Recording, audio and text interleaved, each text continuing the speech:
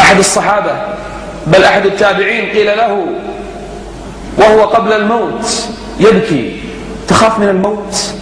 أنت خائف الآن من الموت؟ قال: تظنون أني أخاف من الموت؟ والله لا أخاف من الموت، إنما أخاف مما بعد الموت.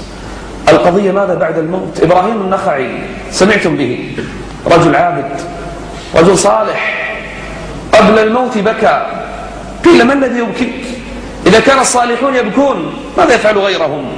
ماذا يفعل غيرهم؟ قال: تدرون لما أبكي؟ قالوا: لما يرحمك الله؟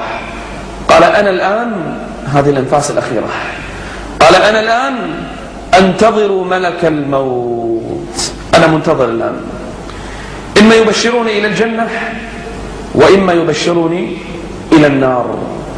كل نفس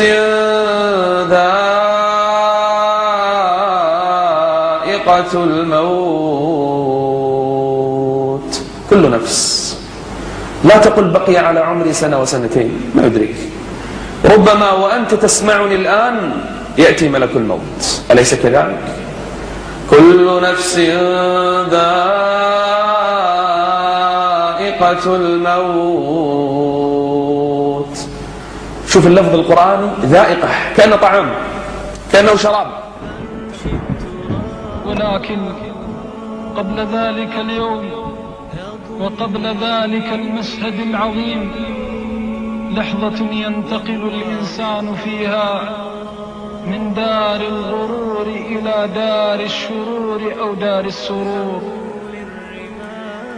لحظة من اللحظات التي يكتب فيها للعبد أنه منتقل إلى ذلك اليوم.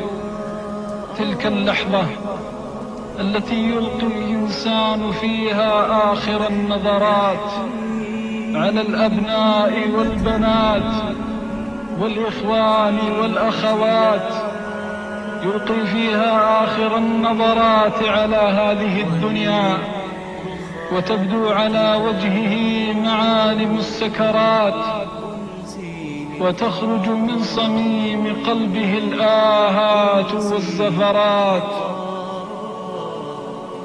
إنها اللحظة التي يؤمن فيها الكافر ويوقن فيها الفاجر.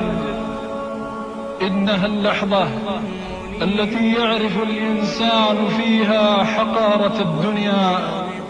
إنها اللحظة التي يحس الإنسان فيها أنه فرط كثيرا في جنب الله. إنها اللحظة التي يحس الإنسان فيها بالحسرة والألم على كل لحظة فرط فيها في جنب الله.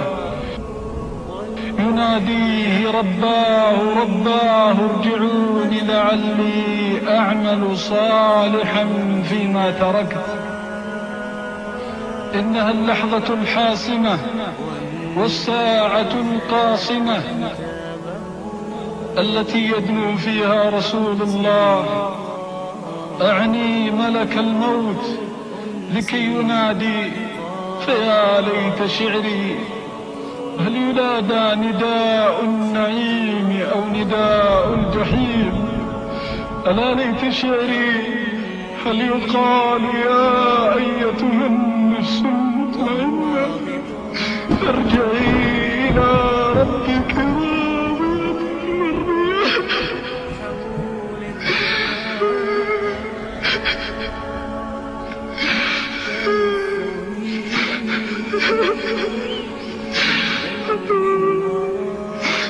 أو يقال يا أيتها النفس الخبيثة اخرجي إلى سخط من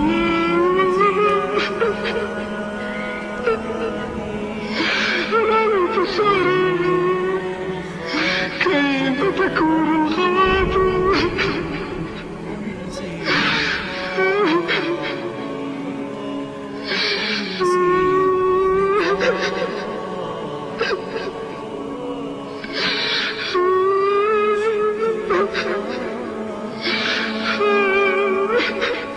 لا الساعة التي قصت مفاجع الصالحين فنادوا توفنا مع الأبرار.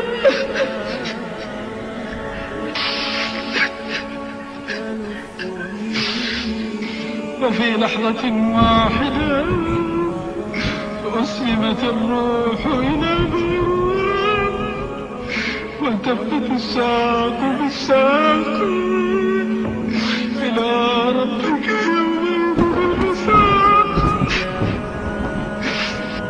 هناك يحس العبد بدار غريبة ومنازل رهيبة عجيبة، فلا إله إلا الله في لحظة واحدة من دار الهوان إلى دار النعيم المقيم.